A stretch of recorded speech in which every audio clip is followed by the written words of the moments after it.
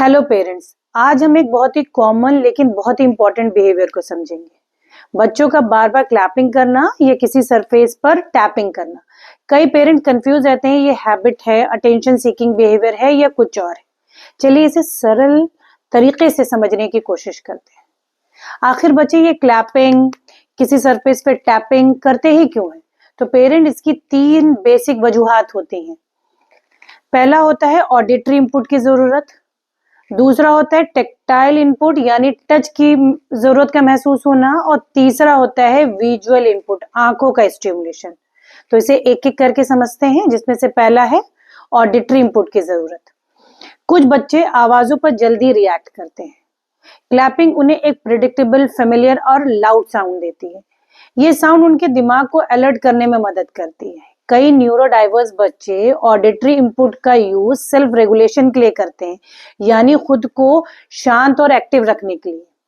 कई बार क्लैपिंग करना उनके ब्रेन का एक तरीका होता है, जिससे उनका ब्रेन उन्हें बताता है कि मैं जगा हुआ हूं, आई एम रेडी। अब हम आते हैं दूसरे इनपुट पे, जो है टेक्टाइल इनपुट, टच की जरूरत। जब बच्चा ताली बजाता है, हाथों से टैपिंग करता है, तो उसके हाथों में वाइब्रेशन और टच का प्रेशर बनता है। ये टेक्टाइल प्रेशर उन्हें सेफ और स्टेबिलिटी महसूस कराता है।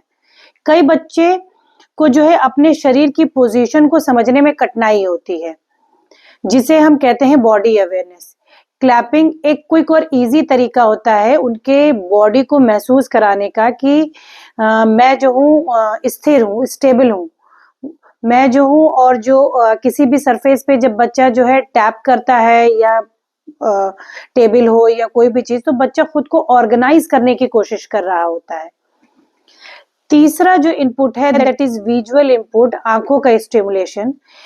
जब बच्चे क्लैपिंग करते हैं ना, तो हाथों से तेज मूव करते हैं उनके, जिसके चलते जो बच्चों को विजुअल ट्रैकिंग मिलती है, यानी तेज मूवमेंट को आंखों से फॉलो करना। कुछ बच्चों को ये बार बार देखना कामिंग लगता है, और कुछ बच्चों में ये बहुत ज्यादा एनर्जेटिक होता है। ये विजुअल फीडबैक जो है उनके ब्रेन को मोमेंटरी एनर्जी देता है। तो क्या ये क्लैपिंग और टैपिंग करना गलत है? पेरेंट्स, सबसे पहले तो हमें ये समझना जरूरी है कि क्लैपिंग और टैपिंग अपने आप में गलत नहीं होता है। ये एक बच्चों का तरीका है अपने सेंसरी सिस्टम को मैनेज करने का। हमारा गोल जो होता है, इस बिहेवियर को रोकना कतई नहीं होता है, बल्कि इसे समझना होता है कि बच्चे किस इनपुट की तलाश में है और हम उसे सही दिशा में कैसे दे सकते हैं।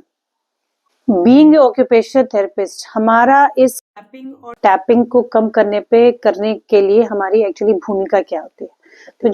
तो जो ऑक्यूपेशनल थेरेपिस्ट है, उसका काम होता है इस बिहेवियर के पीछे की वजह को समझना। तो बीइंग ऑक्यूपेशनल थेरेपिस्ट हम कर क्या रहे हैं? बच्चों का एक सेंसरी प्रोफाइल बनाते हैं। कौन सा इनपुट उसे ज्यादा चाहिए और कौन सा कम, इसको जानने के लिए क्लैपिंग और टैपिंग किस समय, किस रीजन से होती है, इस पैटर्न को खोजते हैं। कंट्रोल एक्टिविटी देते हैं जो वही सेंसरी नीड पूरी करे, लेकिन बेहतर तरीके से। रिप्लेसमेंट स्किल सिखाते हैं ताकि बच्चा सेल्फ रेगुलेशन सीख सके। सेंसरी डाइट बनाते हैं, जिसका मतलब होता है कि सही एक्टिविटी सही समय पर देना।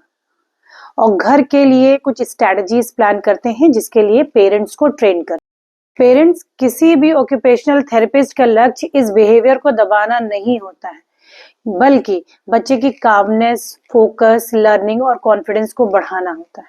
पेरेंट्स किसी भी ऑक्यूपेशनल थेरेपिस्ट का या अदर एक्सपर्ट्स जो बेसिकली न्यूरो डाइवर्स बच्चे पे काम करते हैं, उनका जो लक्ष्य होता है इस बिहेवियर को दबाना कतई नहीं होता है।